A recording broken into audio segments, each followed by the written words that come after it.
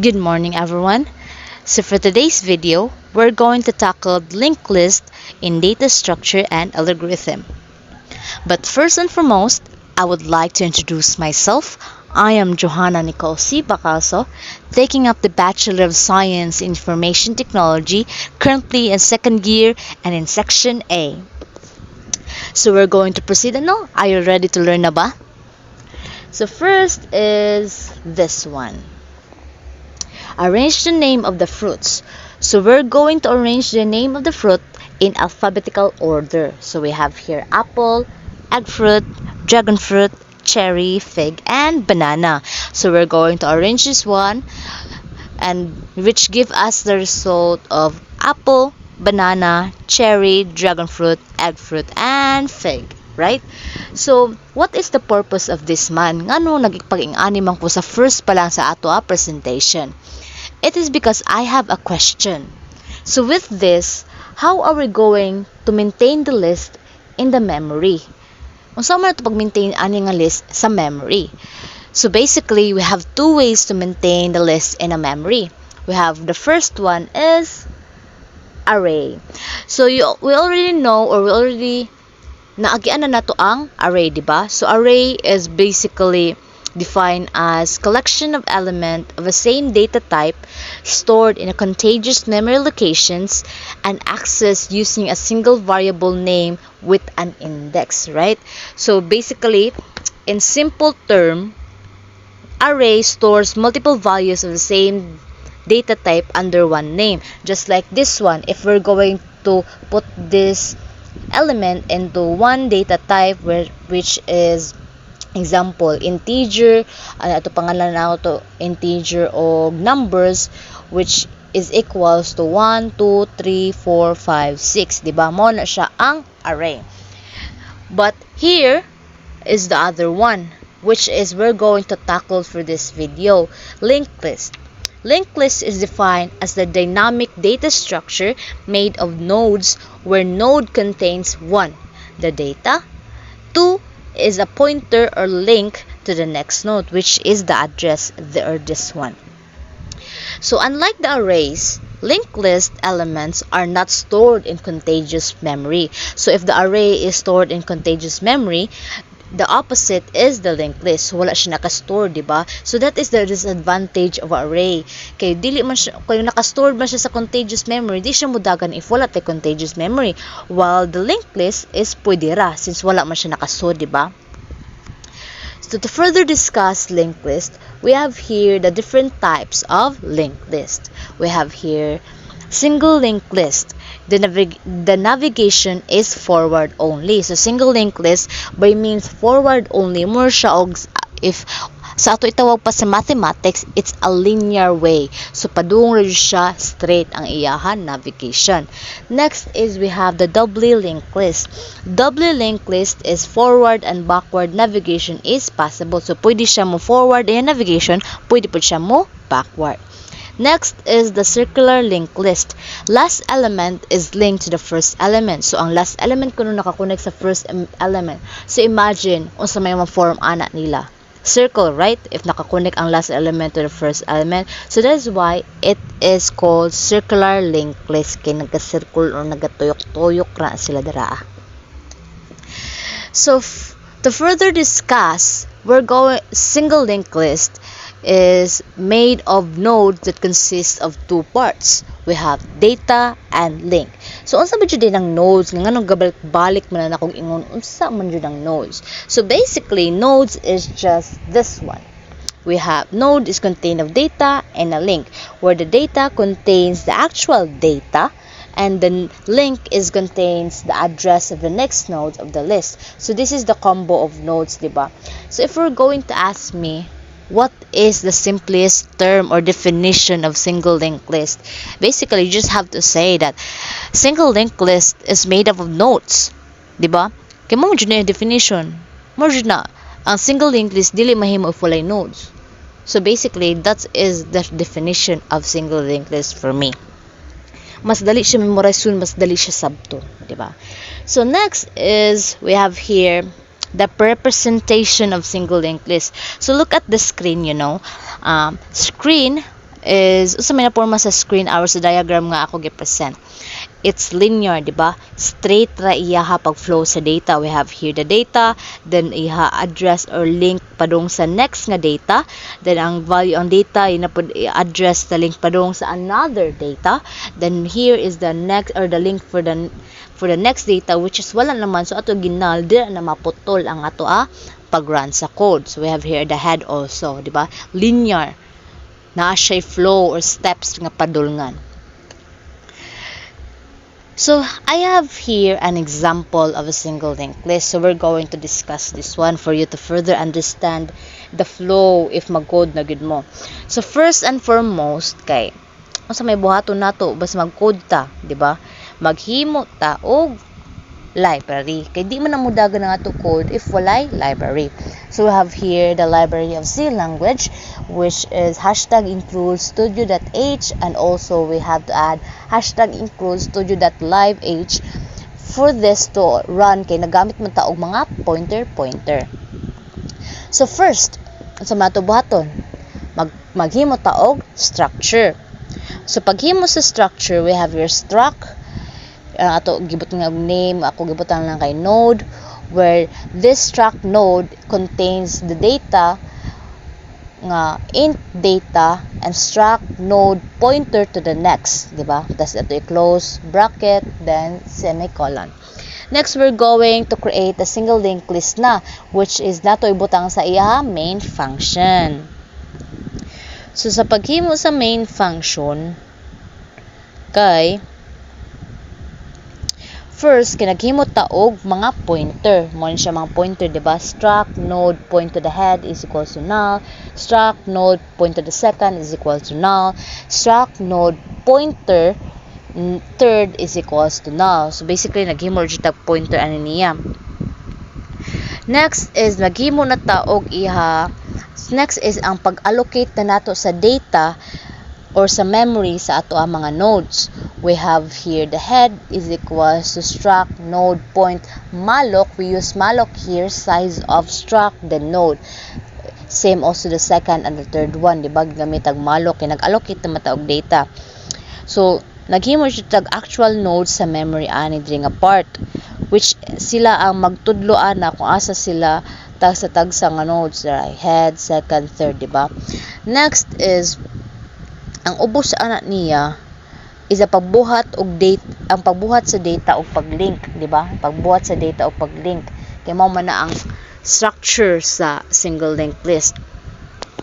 So pagbuhat na to sa data, we have your head pointer data is equals to 1. So ang head kuno nga naay sud nga value sa data, ang ihasud nga value is 1. Then sunod ang head na pod kay ni adto siya sa next nga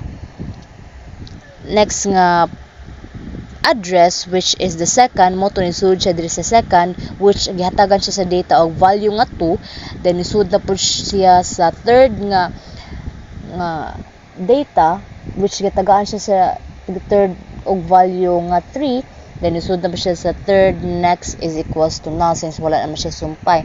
So basically diri na naputol lang ato code, di ba? So in order for the result to come out, we need to use this one, no, pag-traverse o pag-print sa element of the linked list. Excuse me. So ang pag-print ana sa linked list sa iya kuan kay we have here struct node point to current is equals to head. If ang which is nagturo na siya, di ba? Kay ang ato node kay ato siya sa nisud siya sa current, then ato siya sa head, dara mga head, di ba? Then which is true, musud siya sa while loop nato nga current not equal to null. Since ang ato mga head or date head values kay dili man equal to null, which is 0, mahimo siyang true. Muna musud sa diri sa printf, i-print nato ang mga values, which is the current data to pointer, then mao to ang current is equals to current data to next. Then close na to, then nag-end ang ato pag-print, then musud na siya, then return 0. So mo na ato gitagaan tag value nga 1, 2 ug 3. Di ba? Gets ra ang flow sa single linked list forward only. Nisud ta sa ato malok, then ang malok nato gitagaan tag data number nga 1, then nisud siya na other address or another nga nodes or link, then ato na pud gitagaan tag value, then moto so on so for nagsud-sud siya pero na siya agianan nga kung unsa iya gisudlan, di ba? Next is we're going to discuss the doubly linked list, no? In a doubly linked list, each node contains data and pointer to both of the previous and the second node. This allows for traversal in both directions. So, allows siya traversal in both directions. Have you observed sa iya framework nga gihatag? Naada na siya, di ba? Instead, ang ato node kay data and next na lang, naadan siya og previous, which is the null. Previous, di ba? It is because ang doubly linked list kay pwede siya kuan, just like sa example ato sa ato pinakauna, pwede siya forward and backward. So pwede siya magbalik-balik. Maghatag-hatagay sila og balik-balik nga data, di ba? Pwede mo sud ang data mura to sa next, pwede mo mabalik ang data, babalik sa pinakauna. Humaw na siya, di ba? Look at the arrows, oh. Nisud siya, pwede pa siya mabalik dili pa previous, oh. Di ba? Muna kalayaan niya sa single linked list. So again, to further understand the doubly linked list, I have prepared an example also. So again, mo ni siya again unsa to paghimo, maghimo ta og ato ibutang ilamang libraries, which is studio.h, studiolib.h, then mag-create ta og structure which contains the data type, which is int data, then struct pointer previous, then struct pointer next. Nakabantay ba mo nga no duha na siya? It is because ang previous nga diri nga structure sa node, ang pointer ani paingon ni siya sa node sa luyo. So paluyo ni siya. Then kani siya ang struct node next is mo siya ang pa forward. If this one previous, from the words of previous sa backward, the next is forward. Sunod ana kay maghimo na taog ato sa doubly linked list sa ato main function. So sa first himuon, maghimo taog pointers nila para kabaw sila asa sila mo padulngan.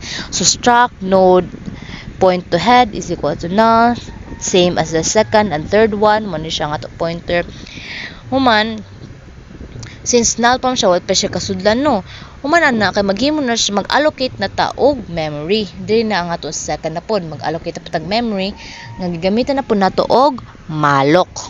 So same sa unang head is equal to struct node pointer malloc size of struct node, then so on and so forth. Same sa second and third. The next is maghimo na ta og din na ta sa flow sa ato doubly linked list. So first is the head point to the data which give us the value of 1. Then pwede po nato siya ma-head ato ipabalik previous, which is siya may pinakauna, so wala siya value mo, nagitaga nato siya og null.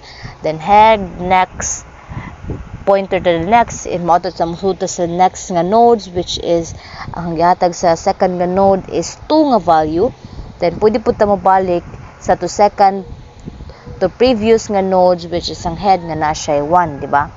Tas musud na po, pwede po ta muslahos ta ani nga second pointer to the next, musud sa ato third nga node. Then ato third nga node kay gitagaan siya data value nga 3, which is pwede po siya mabalik padung dire sa 2. Then pwede po siya mo forward but null na siya since 3 naman takutob. Then again ato siya i-traverse and print element of the linked list. We have struct node pointer current is equals to head, which is true. Then while current is not equal to null, since dili man equal to null ato current value kay na may 3, 2 and 1, then ato siya i-print na siya. Then current to data, the current is equal to current to data next, which give us the output of 1, 2 and 3, di ba? So easy, kagets ra ba? Di ba? Mura po ang flow sa iya ha, same ra. Pwede siya mo balik, pwede po siya mo kuwag balik sa previous nga node, pwede po siya mo forward na lang at dili na kuwaon ang iya previous nga nodes. Next is we have here the operations on linked list is we have 3. insertion, deletion, and searching. So linked list supports various operations DI for manipulating the list and accessing its element. So first is we have insertion.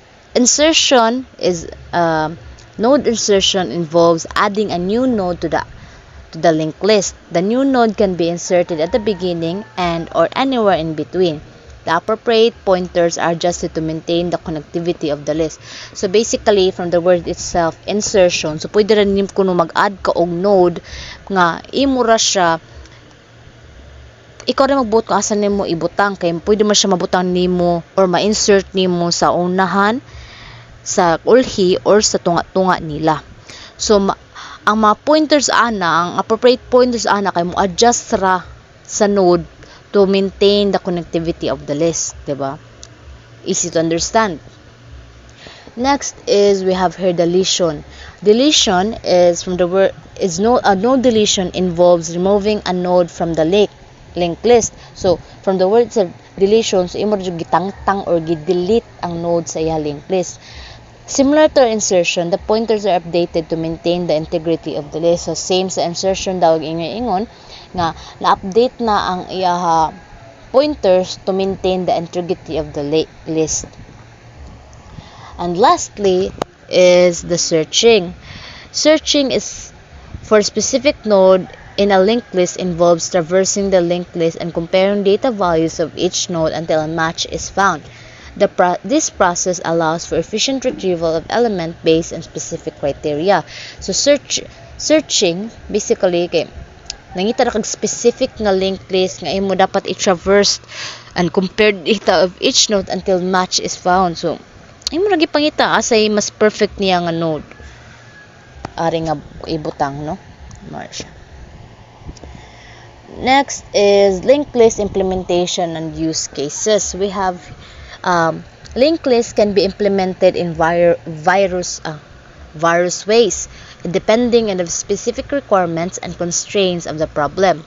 They can be used to solve wide range problems such as first, storing and manipulating data that needs to be dynamically resized, implementing queues and stocks, building hash tables and hash maps, representing polynomials in mathematics, handling large data sets where memory allocation is uncertain.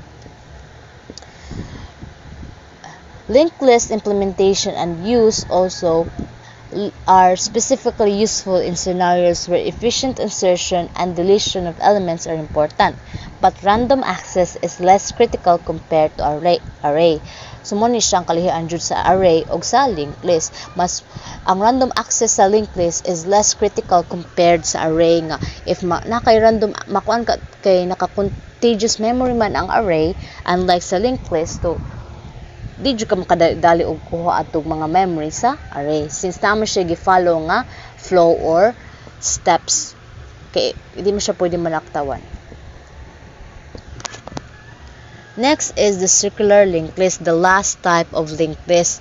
So ang definition ato from the word sa circular, ang last element kuno sa link kay naka-connect sa first element.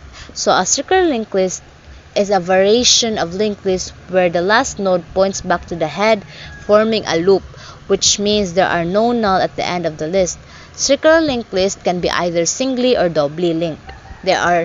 They offer advantages such as easy traversal from any node and efficient implementation of algorithms and that requires looping. So basically, it can be singly and doubly as long as wala siya null sa end sa list.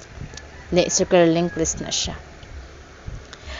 And for conclusion, linked lists provide a flexible and efficient way to store and organize data elements dynamically with their ability to grow and shrink as elements are inserted or deleted. Linked lists are valuable tools for solving various programming problems. By understanding the concept of linked lists, their types, operations, traversing and manipulation, implementation, and use cases, you can leverage this powerful data structure to build efficient and scalable programs. And that would be all. Thank you for listening, everyone. And don't forget to like, share, and subscribe. Charan! Bye!